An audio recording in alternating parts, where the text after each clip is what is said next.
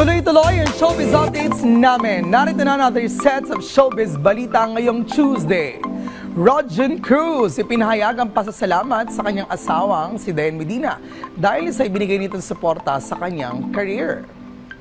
Sa isang exclusive media conference, dito ay binahagi ni Rodjun kung gaano kalaki ang naging papel ng kanyang wife na si Dayan sa kanyang pagkapanalo sa Stars on the Floor. Ayon kay Rodjun, ramdam na ramdam niya ang suporta ng kanyang wife na kanyang mga anak na sina Joaquin at Isabela, pati na rin ang kanyang kapatid na si Raver simula nang sumali siya sa competition hanggang sa finale nito. So, walang pasalamat sa wife ko kasi sobrang supportive talaga niya.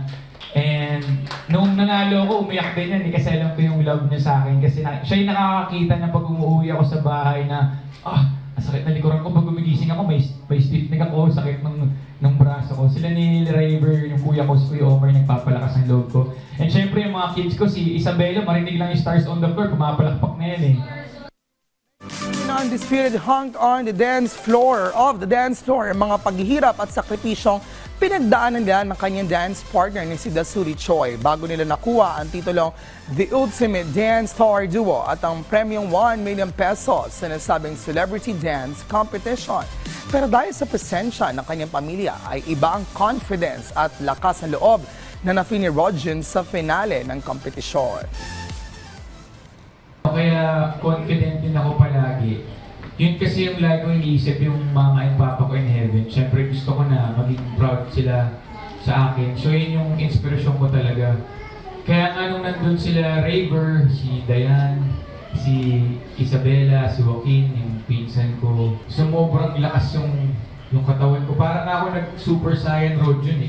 Ito yung moment na gusto ko maging proud sila sa akin na paglaki nila, uy, daddy ko yan, yung champion. Tapos yung wife ko, nanonood si Raver, alam ko na magiging proud sila sa akin. So pinagputihin ko talaga at binigay ko yung best ko. Say pa ng actor-dancer, pagkatapos ng pagkanalo na sa dance competition, ay may nakaplano na sa kanyang acting career at magtutuloy rin sa paglabas sa isang Sunday noontime variety show. Matatanda ang 18 years ago, taong 2007.